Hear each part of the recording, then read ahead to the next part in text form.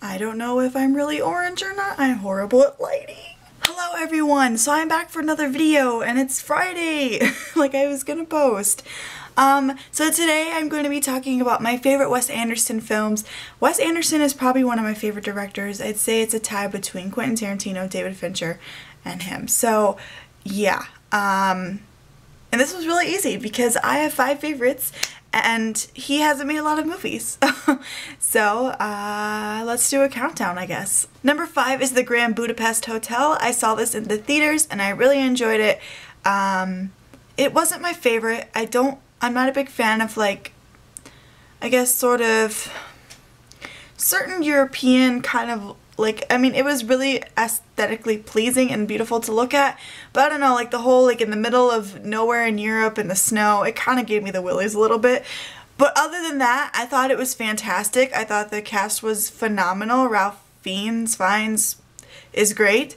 I love the cameos between all the, you know, people who are always in Wes Anderson films, and it was just really funny. I think it was gorgeous, coloring wise. It wasn't my favorite.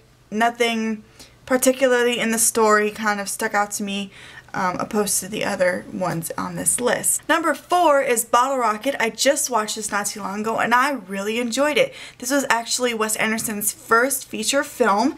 It stars Luke and Owen Wilson, and it's about these 2 guys who go on the run after they rob this bookstore.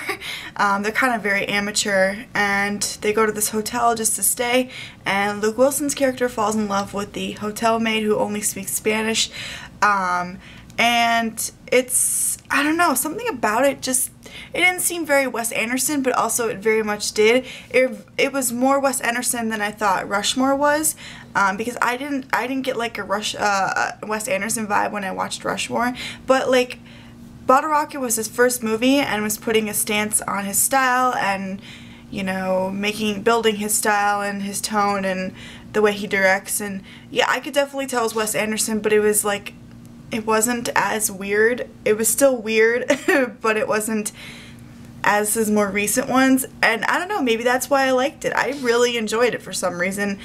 I just thought that the 2 characters were great, and yeah, and also the fact they didn't play brothers, but they are brothers, so I don't know. I really liked this movie. They were on the run, and then they do like this whole scheme in the end, and they have a bunch of people in their group, and it's like really shitty amateur wannabe gangster kind of thing, but like not like too lazy. I don't know. It was really fun. Number 3 is The Royal Tenenbaums. I really enjoy this. It has a wonderful, humongous cast. Of course, it has Bill Murray and Angelica Hudson, and it has Ben Stiller, Luke and Owen Wilson. I believe Owen Wilson's in this one, and it's Gwyneth Paltrow. I really love this film because it has a lot of sort of the pink tone to it, and it's a strange movie. I mean, all his movies are strange, like I said, but this one is really strange. It's not my favorite, but I do really enjoy it.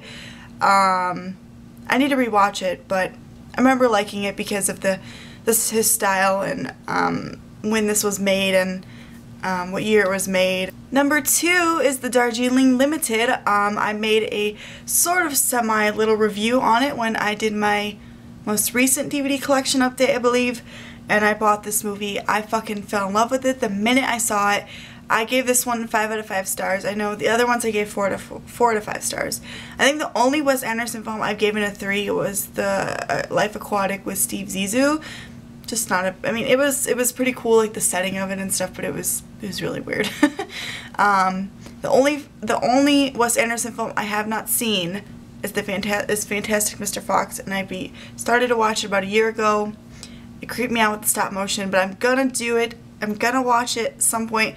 It's on my list to watch, like the ones I need to watch next. And I also possibly going to be doing a 24-hour movie marathon, and that one's going to be on there if I end up having time to do so. But anyways, Darjeeling Limited, fantastic. Owen Wilson, Adrian Brody, Jason Schwartzman, freaking phenomenal on this train in India, and things go awry. These 3 brothers who have a falling out and trying to mend their brotherhood, and it is so good. It is so fun. This one's more of his underrated ones, I would say. I mean, I hadn't heard as much of it and it was so great. So fantastic. Go watch it. It's very underrated. Of course, number 1 is Moonrise Kingdom. This was the first Wes Anderson movie I've ever seen, and I only saw it like a year ago, and I fell in love with this movie. It's one of my favorite movies of all time. Regardless of who directed it, I freaking am obsessed with this, and I need to rewatch it because it's been a little while since I've seen it. But I freaking love it. I think the 2 kid actors were phenomenal. You know, it's always a little iffy with kid actors, but this one, they were the perfect casting for it. You know, also has Edward Norton in it, and Bill Murray, and Frances McDormand. A bunch of other people. I mean, a bunch of other people. Jason Schwartzman has a little cameo in there. I don't know. I just freaking love this movie. It's like sort of empowering and quirky and a little inappropriate. I don't know. Somehow it all kind of ties in together, and I love the setting. It's like on this island where like this Boy Scouts, and one of the Boy Scouts escapes and he falls in love with one of the girls that lives on this little tiny island. Go watch Moonrise Kingdom. I'm freaking obsessed with this movie. 5 out of 5 stars, obviously. Okay, and those are my favorite Wes Anderson films. This was not too hard to do a video.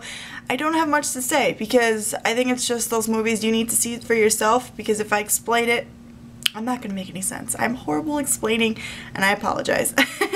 So I will see you guys soon. Like I said, I want to do this 24-hour movie marathon thing I came across, but school's coming up next week. I work when I'm not at school, so 24 hours is a lot of time to kind of make plans for, so I don't know.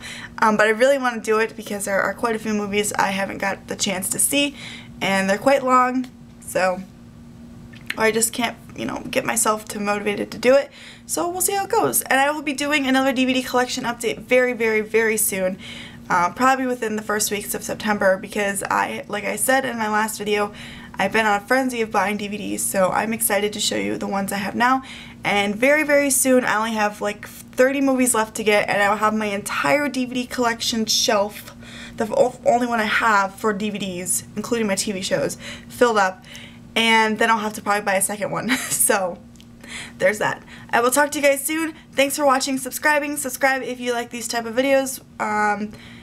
Give me some recommendations if you want about what movies I should review, whether they're new or old, or like this kind of, so where it's a certain type of thing. I want to do my favorite Quentin Tarantino movies, but I don't think I have a 5 favorites, even though he's my favorite director. I don't know. We'll see how it goes. Yeah, and I'll talk to you guys later. I already said that already. Sorry. Bye.